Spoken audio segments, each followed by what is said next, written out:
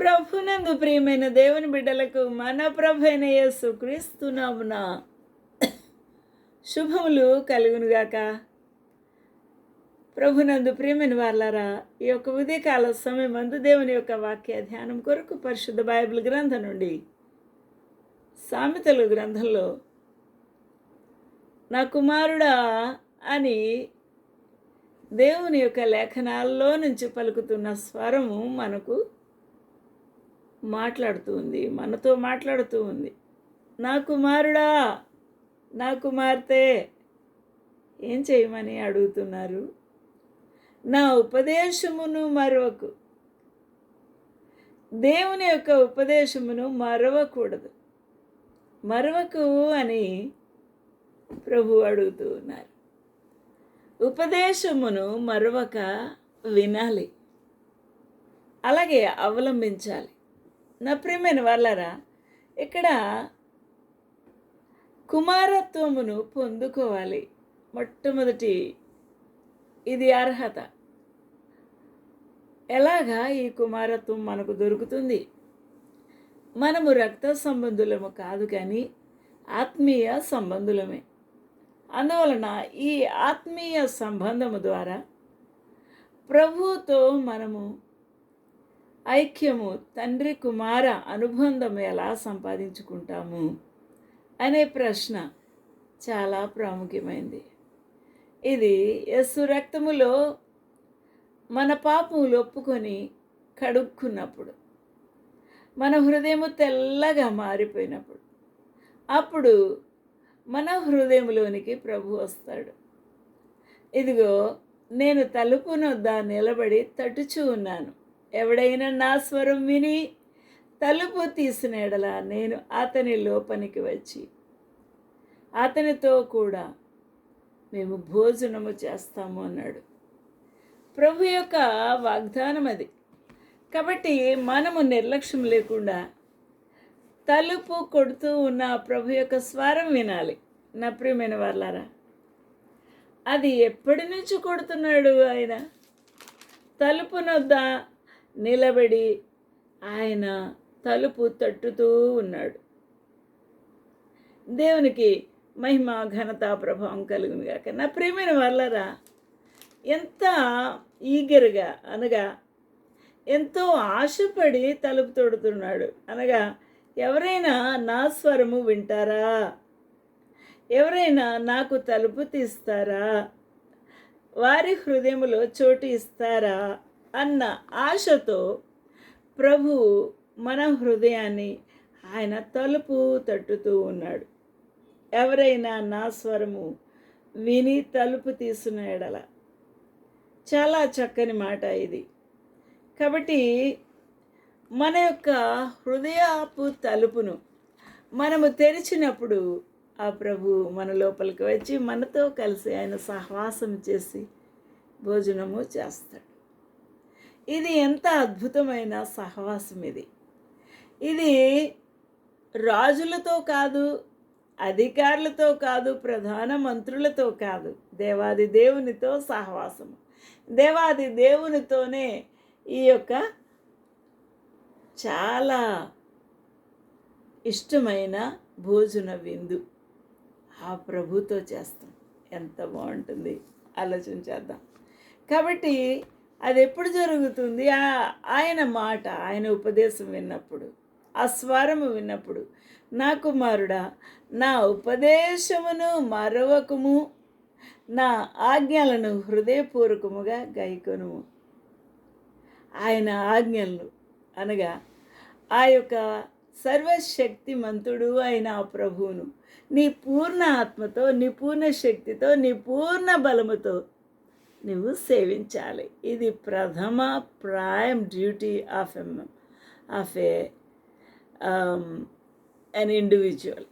కాబట్టి మనము ఈ యొక్క అద్భుతమైన ఈ యొక్క దేవుని యొక్క చిత్తాన్ని నెరవేర్చుటలో అలసత్వము లేక మనము గనక పూర్ణ హృదయం ఇచ్చి ప్రభువుని మనము స్తుతించగలిగితే, సేవించగలిగితే మనము ఎంతో ధన్యులమైపోతాం. కాబట్టి అది ఆయన మొట్టమొదటి ఆజ్ఞ. కాబట్టి హృదయపూర్వకముగా గైకొనాలి ఈ యొక్క ఆజ్ఞ. My son, forget not my law. No, never. అస్సలు మర్చిపోవద్దు. But let thine heart keep my commandments. కాబట్టి నీ హృదయముతో ఆ ప్రభు యొక్క ఆజ్ఞలని నీవు అంగీకరించి హృదయపూర్వకముగా వాటిని నెరవేర్చాలి, గైకోవాలి. హల్లెలూయా. ఎప్పుడైతే మనం అలా జీవిస్తామో, సామెతలు 3:1-2 అప్పుడు, అనగా అలాగా దేవుని యొక్క చిత్త ప్రకారము దేవుని యొక్క ఆజ్ఞలను నీ హృదయపూర్వకముగా గైకుంటూ ఉన్నప్పుడు ఏం జరుగుతుంది అని. అవి అటువంటి జీవితము, అటువంటి ప్రవర్తన, అవి దీర్ఘాయువును సుఖ జీవముతో నడుచు సంవత్సరములు. ఏంటండి, హాస్పిటల్ చుట్టూ ఎందుకు వెళ్తున్నాం? కార్పొరేట్ హాస్పిటల్ చుట్టూకి ఎందుకు వెళ్తున్నాం? ప్రతి టెస్ట్లు అన్నీ చేయించేస్తున్నాం. సిటీ స్కాను, ఆ స్కాను, ఈ అబ్డామినల్ స్కాను, పెట్ స్కాను అన్నీ చేయించేస్తున్నాం.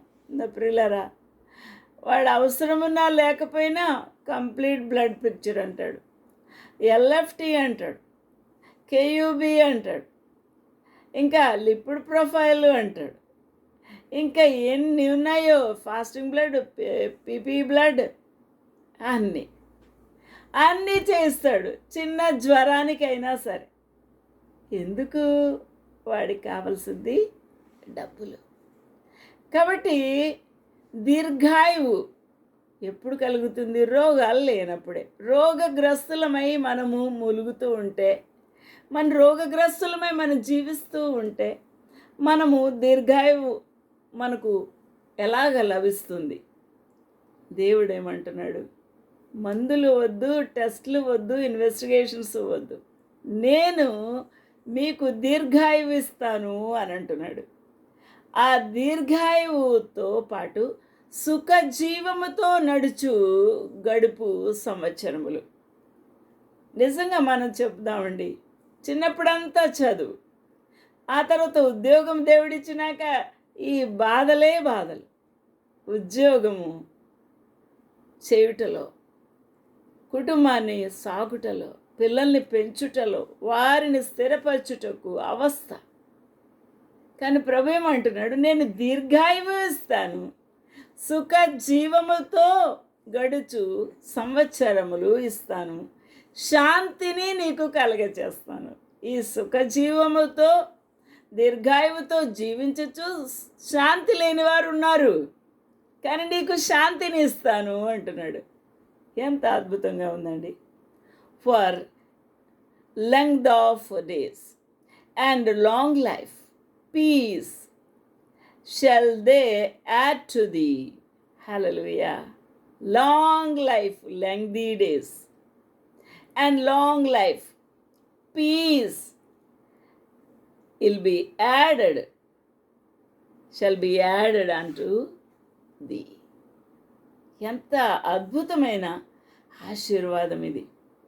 ఆ జబ్బు తగ్గడానికే కదా, ఆ క్యాన్సర్ వ్యాధి తగ్గడానికే కదా, ఆ ట్యూమర్స్ ఆపరేషన్ సక్సెస్ఫుల్గా చేసి ఆరోగ్యం ఇస్తారనే కదా హాస్పిటల్ చుట్టూ తిరుగుతూ ఉన్నాం. నా ప్రియులారా, ప్రభు ఏమంటున్నాడు? ఊరికనే ఏమీ ఖర్చు పెట్టకుండానే దీర్ఘాయువిస్తాను అంటున్నాడు. సుఖ జీవితము గడుపు సంవత్సరములే ఇస్తాను అన్నాడు. శాంతిని కూడా నీకు కలగ చేస్తాను అంటున్నాడు. ఇంకా ఇంతకన్నా ఆశీర్వాదం ఏమున్నది? అది కూడా ఆ పరమ దేవుడు ఇచ్చే ఆశీర్వాదం. ఎవరు తీసుకొని ఆశీర్వాదం. ఎంత బాగుందండి. నా ప్రియులరా, ఆలోచన చేద్దాం. నీ జీవితంలో, నా జీవితంలో ఏమి లేదు? సంతోషము లేదు, శాంతి లేదు, నెమ్మది లేదు, సుఖము లేదు, సుఖ జీవితము కలిగిన సంవత్సరములే లేవు. అందరూ 30 ఏళ్ళకే చనిపోతున్నారు, 20 ఏళ్ళకే చనిపోతున్నారు, 40 ఏళ్ళకే చనిపోతున్నారు. వారి ఆయుష్ సంపూర్ణంగా వారు అనుభవించకుండానే త్వరితగతిని వెళ్ళిపోతున్నారు. ఆలోచన చేద్దాం. అందువల్ల దానికి కారణం ఏంటి? దేవుని యందు భయభక్తులు కలిగి ఆయన ఆజ్ఞలను హృదయపూర్వకముగా గైకొనక పోవుట వలననే ఈ యొక్క అకస్మాత్తు మరణాలు జరుగుతూ ఉన్నాయి. రోగగ్రస్తులమై ఆ యొక్క రోగ శయ్యల మీద పడి ఉంటున్నాము. అందరము, నేను కూడా అనారోగ్యవంతురాల్ని. నా ప్రియులరా, ఇక్కడ దేవుని యొక్క చిత్తాన్ని నెరవేర్చడానికి మనం నడుము కట్టాలి, మనం పూనుకోవాలి. నా ప్రియులరా, ఆయత్తము చేసుకోవాలి, మనల్ని మనము సన్నద్ధము చేసుకోవాలి. సామెతలు 3:4 చూసినప్పుడు, అప్పుడు దేవుని దృష్టి యందు, ఎవరి దృష్టి యందు? ఇవన్నీ ఈ భోగ భాగ్యాలన్నీ కూడా, ఈ దీర్ఘాయువు, ఈ యొక్క సకలమైన సుఖజీవనము, ఈ సంతోషము, శాంతి ఎవరు అనుగ్రహించేది? ప్రభు. కాబట్టి ఎప్పుడైతే నువ్వు ఇలా ఆశీర్వాదకరంగా మారిపోయి ఉంటావో, అప్పుడు దేవుని దృష్టి యందును మానవుల దృష్టి యందును నువ్వు దయ నొంది మంచివాడవు అనిపించుకుంటావు. దేవుని దయ కలుగుతుంది. నా కుమారుడు నా ఆజ్ఞను శిరస వహించి హృదయపూర్వకంగా గైకొంటూ ఉన్నాడు. కావున నేను ఆయనందు దయదలుస్తాను, ఆయనకు దీర్ఘాయువు ఇస్తాను, ఆయనకు సుఖ జీవనముతో సంతోషముతో గడిపే సంవత్సరములు ఇస్తాను, శాంతిని ఇస్తాను అని ప్రభువు నిర్ణయించుకుంటాడు. హల్లెలూయా. కాబట్టి మంచివాడు, కాబట్టి అణుకువ కలిగిన వాడు, కాబట్టి దేవుని భయము భక్తి కలిగిన వాడు, కాబట్టి దేవుని దయ పొందుకుంటావు, మనుషుల దయ కూడా పొందుకుంటావు. Hallelujah. So shall thou find favor and good understanding in the sight of God and man. ఈ రెండు చాలా ప్రాముఖ్యమైనవి. దేవుని యొక్క దృష్టిలో నీవు మంచివాడు అనిపించుకోవాలి. ఇలాగా ఆయన దయ పొందినవాడు, ఆయన తరములో నీతిమంతుడు ఎవరైనా ఉన్నారా ఈ లోకంలో? ఎవరు గుర్తొచ్చారు చెప్పండి? నోవాహు ఒక్కడే దేవుని దృష్టిలో నీతిమంతుడుగా ఉన్నాడు. ఆయన తరము వారిలో యథార్థవంతుడుగా ఉన్నాడు. దేవుని యొక్క కృప పొందినవాడు, దయ పొందినవాడు.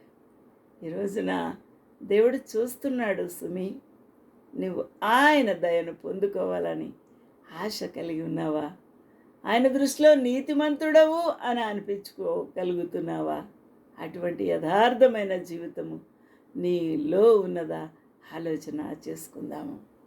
అందువల్లనే ప్రభు యొక్క వాక్యము సామెతలు 3:5 చెప్తున్నాడు, నీ యొక్క సొంత జ్ఞానం ఉపయోగించొద్దు, నీ సొంత బుద్ధి ఉపయోగించొద్దు, దాని మీద ఆధారపడకు. నీవు ఎంకామ్ చదివావా, ఎంటెక్ చదివావా, ఎండి చదివావా, ఏమి చేసావు, ఎంసీఎల్ చేసావా, ఏమి చేసినా పిహెచ్డీలు చేసినా ఆ జ్ఞానం మీద ఆధారపడకు. ఆ బుద్ధి మీద, స్వబుద్ధి మీద ఆధారము చేసుకొనక నీ పూర్ణ హృదయముతో యెహోవా యందు నమ్మిక ఉంచు.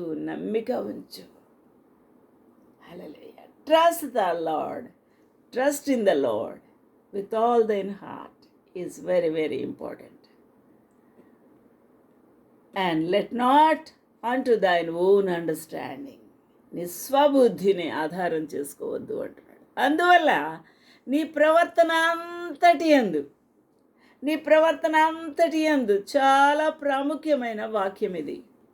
సామెతలు 3:6. నీ ప్రవర్తన అంతటి యందు ఆయన అధికారమునకు ఒప్పుకో.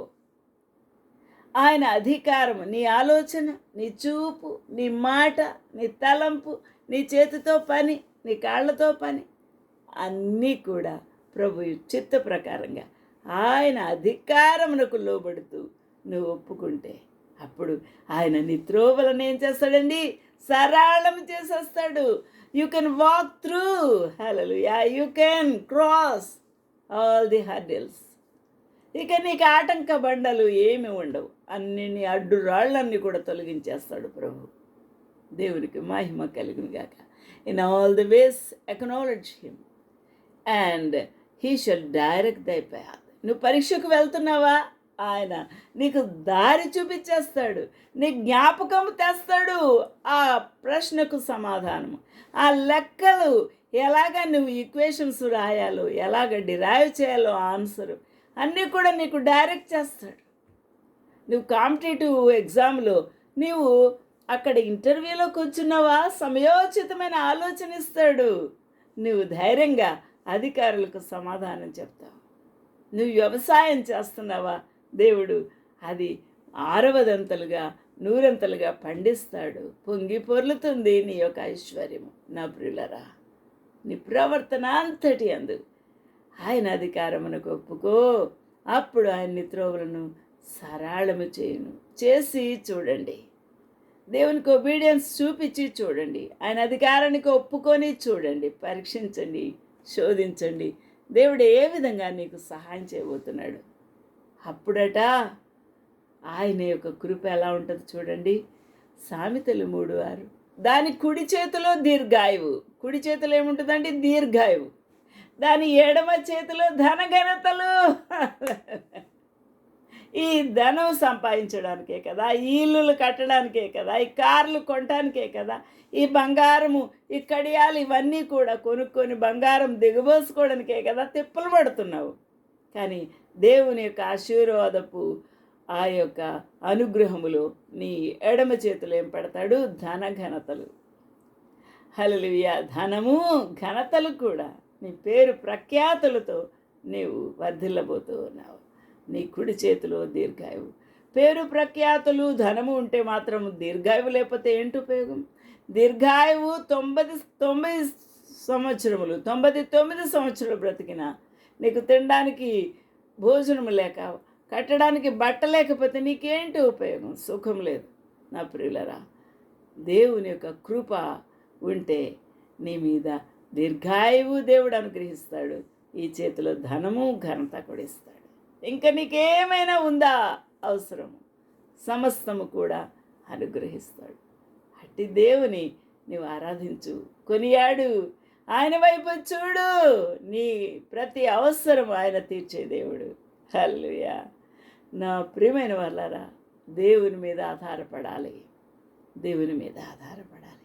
నీ ప్రవర్తన అంతటి యందు ఆయన అధికారమునకు ఒప్పుకో అని ప్రభు చెప్తున్నాడు. దేవుని యొక్క అధికారమునకు ఒప్పుదాము. దేవుని యొక్క ఆజ్ఞను హృదయపూర్వకముగా నెరవేర్చి ఆయనకు భయము వణుకుతో సేవించుదాము. అప్పుడు నీకు దేవుడు ఆశీర్వాదము అనుగ్రహించా ఉన్నాడు. అటు దేవునికి మహిమ ఘనత ప్రభావములు కలుగునుగాక. అట్టి విధంగా ప్రభు మిమ్మల్ని ఆశీర్వదించునుగాక. ఆమేన్, ఆమేన్, ఆమేన్.